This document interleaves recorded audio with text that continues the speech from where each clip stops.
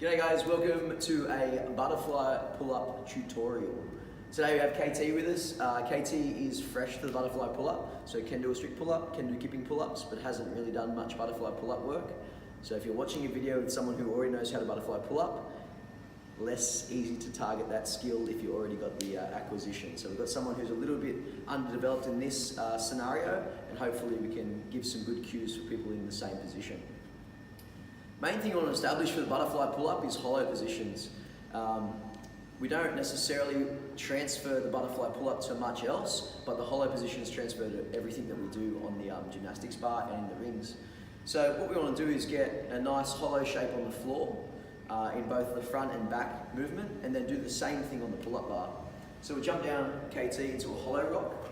Now you guys have done hollows with us, unless you're not from our gym. This is a hollow position.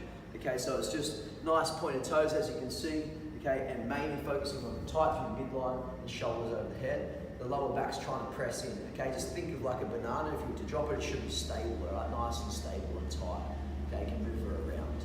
Excellent. So establish that, rest, good.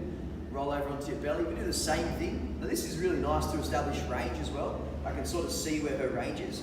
Okay, so tight lower back, tight glutes, okay, feet together, and then shoulders here, and I can see that that's roughly her range or end of range in a static position.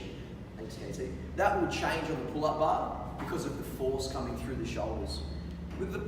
Just jumping a bit closer, guys. With the pull-up, the prime mover for the butterfly pull-up is the shoulders, not the feet. Okay, so a lot of people want to use their legs to overarch and get themselves moving. The idea is that the shoulder's the prime mover and the lines are nice and tight, and then we just increase the range of motion.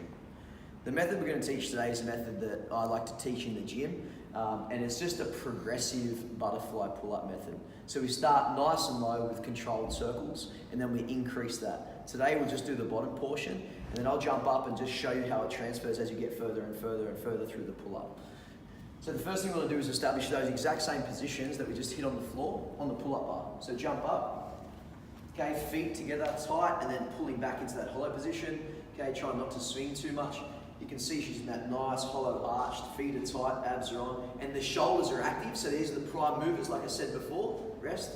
Good, so you can't have saggy, sunken shoulders. We want nice tight shoulders, not tight arms, bending. Okay, just nice tight shoulders, the prime mover. Then we go from there into the Superman position, exactly the same as we did on the floor. So grab that hollow position and swap it over, so she'll slowly just come into that position, she'll rock a little. Okay, now that would be the end of range for her if we weren't moving. So that's a nice spot to see, so you can see if we can have any issues with the shoulders. Drop down. All we're going to do from there is use the shoulders to go between that front arch and the back arch. Okay, so you use this for your hollow rock and your kipping pull-up, okay, your toes to rings, toe to bar. So this movement is super transferable, and the reason we teach it this way is so that you can use it for other movements. So jump up, KT. Again, the prime mover will be the shoulder. Okay, if you're going to coach this, the idea is to pull from the position that they want to use. So the shoulders and lats. So just start kicking, mini kick for me. So she's just trying to go from one arch to the other arch. So if I was going to help her, she doesn't need it, but I just pull here. Okay, so she can feel the prime mover in its position is pulling backwards, not throwing the head through. That's it, drop down. Come to the side for us, guys. We'll do that exact same thing again. Cool. The main thing is control. Okay, so she's in control of the pull-up. You can see it's not too far back. She's pretty much 50-50 when she goes from behind to in front. Thanks, KT. Good. The next part, which is the hardest part for people to do, is to start to circulate these movements. The idea is that you can maintain the shoulder as the prime mover. Don't start to flick the legs and hips. You want to maintain the shoulder as the main prime mover for this. That's why it's easier to teach the guys, generally than the women, because the prime mover of the shoulder, their center of gravity is higher, so it's easier. So if you get a young kid to do this, it'll be much easier for a young male to just slowly move through this movement because they can pull their body weight. It's less for them. Girls' center of gravity is their hips, so it's a lot harder, and also a much better technique for them to do.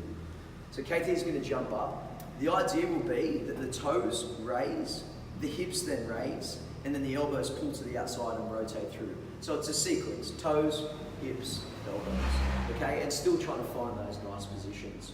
I'll go with her for this one, okay. We'll start with a baby kip like we did before, okay, and then 3, we'll just roll through.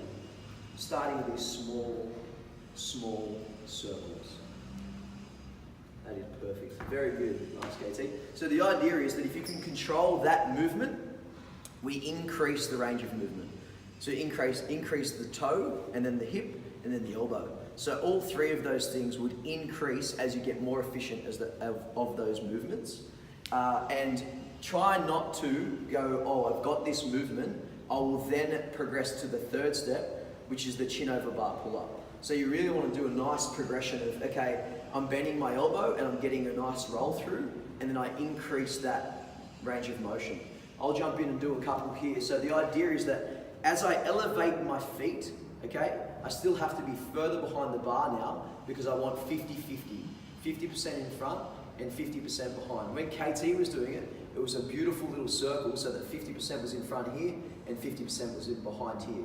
So that we increase that range of motion each time. If your feet come up, you must lean back.